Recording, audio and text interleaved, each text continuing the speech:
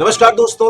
इस वीडियो के अंदर हमारे साथ आज जुड़े हुए हैं लाइव आसिफ खान जी, जो कि पहले कई सारे न्यूज चैनल्स में एंकर रहे हैं और बहुत सारे चैनल्स में इन्होंने प्रोडक्शन के अंदर भी काम किया है। तो बड़ी अच्छी समझ ये मीडिया की रखते हैं, राजनीति की बड़ी अच्छी समझ रखते हैं और व्यक्तिगत रूप से ये उत्तर प्रदेश में रहते हैं, सहारनपुर जिले के अंदर।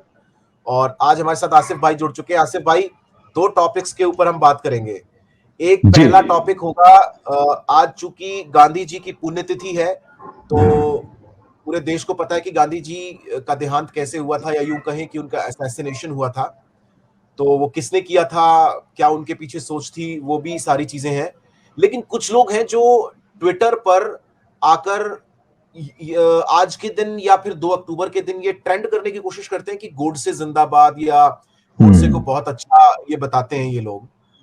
तो आपको क्या लगता है, मतलब ये लोग ऐसा क्यों करते हैं, क्या इनकी सोच क्या? और ये बेसिकली वो लोग होते हैं जो एक पर्टिकुलर पार्टी यानी कि भारतीय जनता पार्टी से रिलेट करते हैं। मैं वो स्क्रीन लोगों के साथ शेयर कर देता हूं जिसमें ये देखिए, ये ट्विटर की स्क्रीन है। आसिफ भाई, मैं आपको बता देता हूं, ये जो कोई गौरव तेवतिया है, ये लिख रहे हैं नाथूराम गोडसे जिंदाबाद। मैं ड्रैग करके दिखाता हूं नीचे। ये नीचे आपको एक राष्ट्रवादी देबाशीष मिलेगा जो happy Nathuram Godse bravery day बना रहा है। देखो, इसका ट्वीट मैं वो बड़ा करके आपको दिख रहा होगा अभी।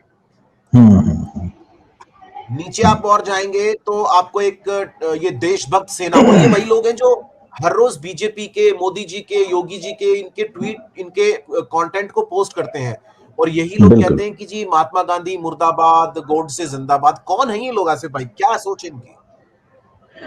जी घनश्याम, देखिए सबसे पहले तो मैं आपका धन्यवाद दूंगा कि आपने ये तकनीक का सहारा लेकर मुझे इतनी दूर से जोड़ा है। और मैं चाहूंगा कि आप लगातार इस तरह के कार्यक्रम करें। ये देश को जागरूक करने के लिए और अपनी बात पहुंचाने के लिए बहुत ही बेहतरीन विकल्प के तौर पर हमारे पास आया है। दूसरी बात, जहां आपने ये महात्मा गांधी जी को लेकर बात किया, 30 जनवरी है, मैं नमन करता हूं, मैं श्रद्धांजलि देता हूं बापू को, राष्ट्रपिता को। दरअसल यही वो दो शब्द हैं जो इन लोगों को चुभते हैं। राष्ट्रपिता गांधी को क्यों कहा गया, बापू गांधी को क्यों कहते हैं, ये इनके सवाल हैं। इसके अलावा जो बात आपने मूल जो बात कही है कि ये कौन लोग हैं और ये क्यों गांधी मुर्दाबाद और गोडसे जिंदाबाद करते हैं, मैं एक छोटी सी मिसाल देकर आपको बात करूंगा कि गांधी जी और गांधी जी के विचार जो हैं वो इस देश की अंतरात्मा में बसे हैं। लाख कोशिश कर ले ये लोग, वो दूर नहीं होंगे कुछ वक्त के लिए। जैसे कहते हैं ना कि मतलब थोड़ी देर के लिए बादल आते हैं तो सूरज छुप जाता है, तो कोई ये समझने लगे कि अंधेरा हो गया, अब कभी सूरज सामने आएगा ही नहीं। उस बेवकूफी की खामख्याली में ये रहते हैं। एक छोटी सी घटना का मैं जिक्र करूंगा। 1947 के आसपास जब भारत का बंटवारा हुआ तो देश में दंगे हुए। जाहिर सी बात है कि दंगों को हिंदू मुस्लिम दंगों के रूप में ही पहचाना जाता है, क्योंकि वो दो कौमों की लड़ाई करा दी गई। इतिहास उसका साक्षी है, हम उसमें कुछ तब्दीली नहीं कर सकते। जब गांधी जी निकले तो दिल्ली में, जहां इस वक्त आप बैठे हैं, महरौली में तकरीबन 118-120 मस्जिद के करीब और दरगाहों के करीब ऐसी थी जिन पर कब्जा कर लिया गया। और चूंकि मुसलमान वहां से एक बड़ी तादाद में दिल्ली छोड़ के पाकिस्तान जा चुके थे, तो जो शर पसंद लोग थे, जो कि इस तरह के एलिमेंट्स जो आज भी हैं, इन लोगों ने कब्जा कर लिया मस्जिदों और दरगाहों पे। गांधी जी ने बिड़ला मंदिर से, जहां वो रहते थे, वहां से महरौली जाकर एक यात्रा भी निकाली। वो आज भी फूल वालों की सैर के नाम से मशहूर है और हर साल वो निकलती है। कुतुबुद्दीन बख्तियार काकी साहब के मजार तक वो जाती है। उस विषय पर फिर कभी बात करेंगे। तो गांधी जी ने एक 6 दिन का अनशन किया। गांधी जी ने एक व्रत रखा, लोगों के सामने अपनी बात रखी, कहा कि हिंदू मुस्लिम इस देश की दो आंखें हैं। तो बहरहाल वो एक लंबी बात है, लंबी हो जाएगी बात, वक्त नहीं है उतना करने का। गांधी जी की बात सुनकर, गांधी जी के शब्दों पर लोगों ने सिर नवाया और वो मस्जिदें खाली कर दी और मस्जिदें मुसलमानों को दे दी गई।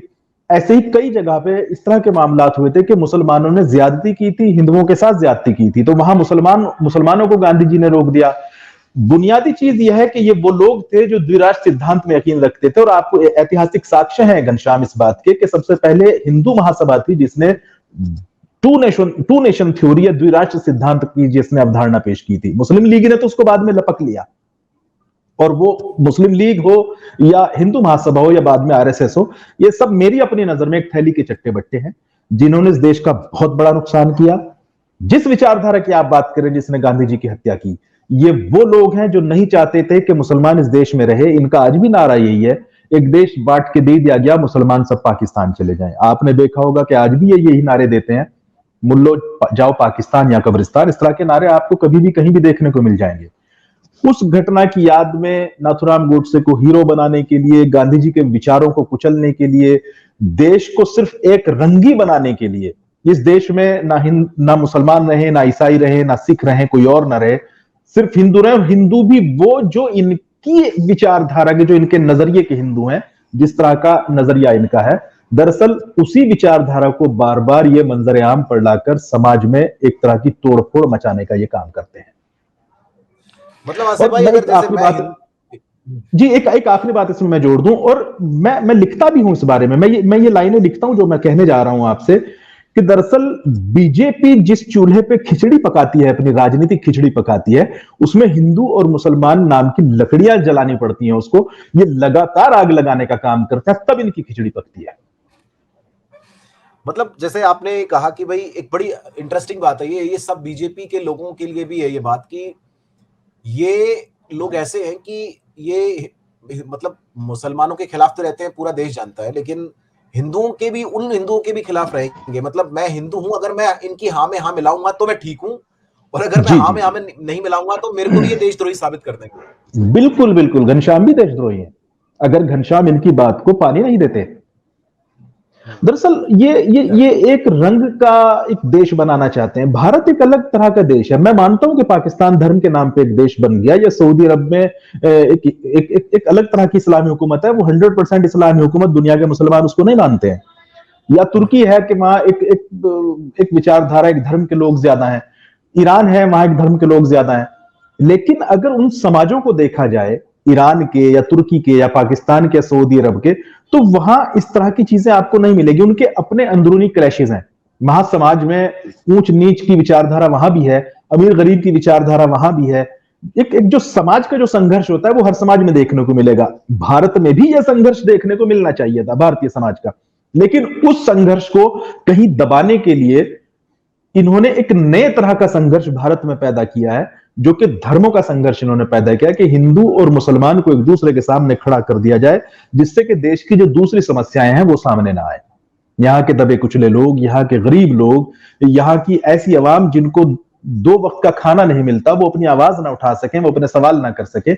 इसलिए ये हिंदू मुसलमान का झगड़ा इन्होंने, आजकल आप देखते हैं पिछले कई साल से, मैंने तो टीवी देखना छोड़ दिया है, डिबेट टीवी पे देखिए आप कितनी गंदी होती है, क्योंकि हर वक्त जहन में लोगों के हिंदू मुसलमान ही रहता है। सड़क पे चलता हुआ मुसलमान ये देखे कि ये हिंदू आ रहा है सामने से तिलक लगाए हुए, ये दुश्मन है। और हिंदू किसी दाढ़ी वाले मुसलमान को देख के ये सोचे, अरे ये तो दुश्मन है, तो गद्दार है। ये इस देश में असल में ये कर देना चाहते हैं, हालांकि भी ये सफल नहीं है इस पूरे काम में।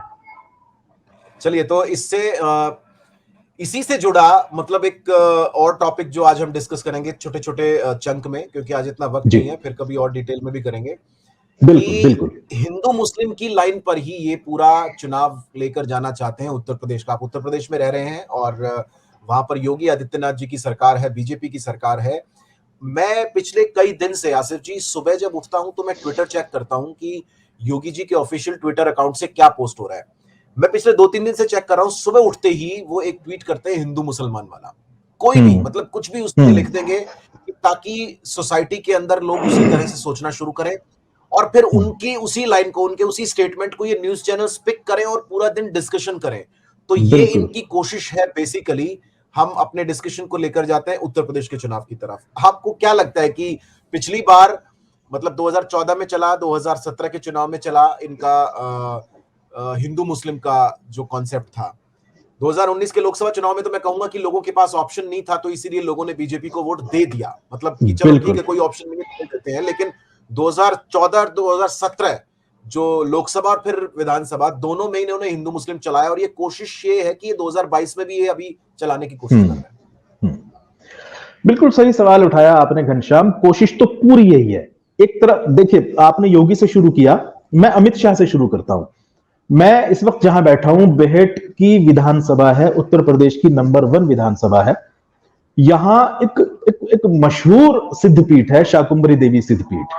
और नो डाउट यहां का हिंदू मुसलमान, मैं छोटा बच्चा था तब से ही मैं, महामेला लगता है, शाकुंभरी देवी का मेला उसको कहते हैं, हम जाया करते थे अपने बड़ों के साथ, अपने चाचा वगैरह के साथ जाया करते थे और वहां से तबर्रुक लेके आया करते थे, खीलदाना होता था, अखरोट होता था। आपको मैं एक बात बताऊं कि यहाँ आने वाले डिवोटीज, श्रद्धालु तो समूचे भारत से आते हैं, खासतौर से पूरे उत्तर भारत से, मगर जो दुकानें यहां पर लगती हैं वो मतलब पूजा के लिए जो पंडाल लगते हैं या जो यहाँ पर जितना भी साजो सामान यहाँ होता है, आपको आज भी मैं बताऊं 99% यहाँ दुकानदार और सेवक जो होते हैं वो मुसलमान ही होते हैं। ये इस सामाजिक ताने बाने को खत्म करने की दरअसल कोशिश है। कल 3 जगह अमित शाह गए, मुजफ्फरनगर गए, देवबंद गए और शाकुंभरी देवी भी उनका कार्यक्रम था। मैं देवबंद और मुजफ्फरनगर की बात करता हूं। शाकुंभरी देवी की मेरे पास जो जानकारी है कि इनको लोग ही नहीं मिले, लोग पहुंचे ही नहीं वहां पे, और ये बीच में अधूरा कार्यक्रम छोड़ के अमित शाह चले गए। बाकी मैं पूरी इसको मैं जो सुनी हुई बात है मैं आपको वो बता रहा हूं। मगर देवबंद और मुजफ्फरनगर का मुझको मालूम है, वो मैंने देखा भी, टीवी पर भी देखा। टीवी ना कहूं तो मैं ये कहूं कि मैंने मोबाइल पे देखा वीडियोस जो आई। इन्होंने देवबंद में, मुजफ्फरनगर में एक ही बात कही कि देखो, अगर अखिलेश यादव की सरकार आती है, यानी कि अगर बीजेपी की सरकार नहीं आती है, तो यहां पर फिर दंगे होंगे, दंगा आएंगे। ये एक तरह से पूरे समाज को डराने की कोशिश है, यह एक तरह की धमकी है कि अगर तुम हमें नहीं चुनोगे तो यहां पे दंगे होंगे। और लोगों में इसकी बहुत ज्यादा रिएक्शन है इसके खिलाफ। मैं बिरादरी की बात नहीं करूंगा, लोग तो खुल के बिरादरियों के नाम ले रहे हैं कि फला बिरादरी का गांव है, फला जगह गए थे, फला धर्म का गांव है, फला जगह गए थे। आम उत्तर प्रदेश वासी, आम सहारनपुर मुजफ्फरनगर वासी, आम पश्चिमी उत्तर प्रदेश वासी, वो इनकी इन बातों को समझ गया है। खुलकर इनकी आलोचनाएं हो रही हैं।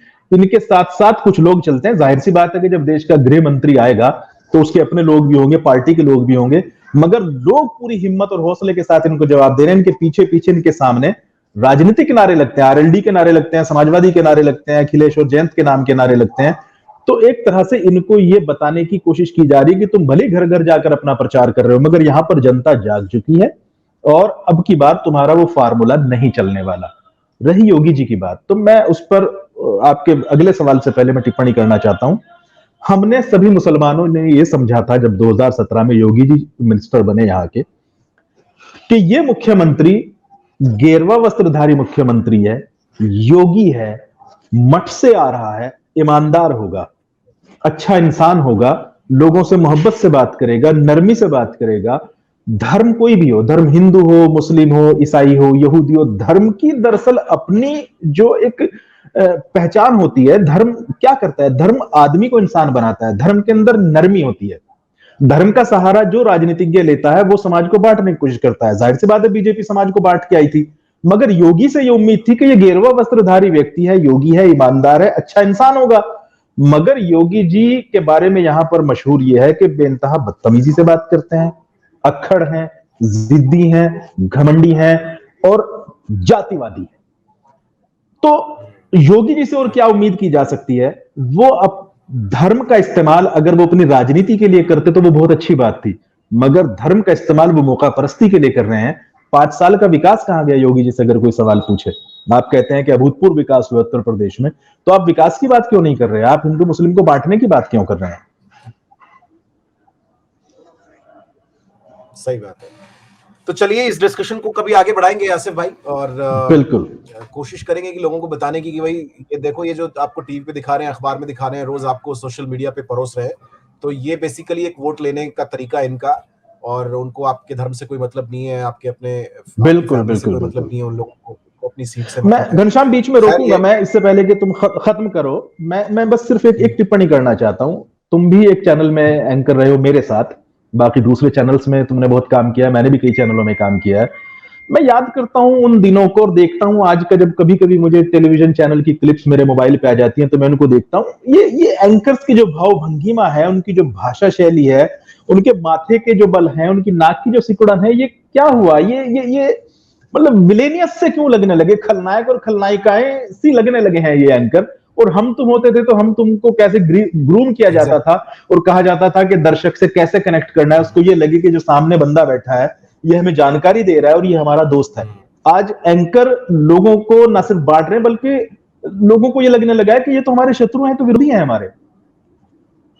करेक्ट, बिल्कुल। इसके ऊपर हम आसिफ भाई डिटेल में बात करेंगे बिल्कुल कि ये लोग क्या करते हैं बिल्कुल, और कोशिश करेंगे कि इसकी हम इसकी सीरीज हर हफ्ते चलाएं और दूसरे एंकर्स को भी जो बिल्कुल। हमारे पुराने साथी थे जो बेसिकली उस वक्त इंफॉर्मेशन देते थे तो उनको हम जोड़ेंगे और बढ़िया, इन बढ़िया। परसेप्शन मेकर्स के खिलाफ तो कोशिश ये बिल्कुल। रहेगी।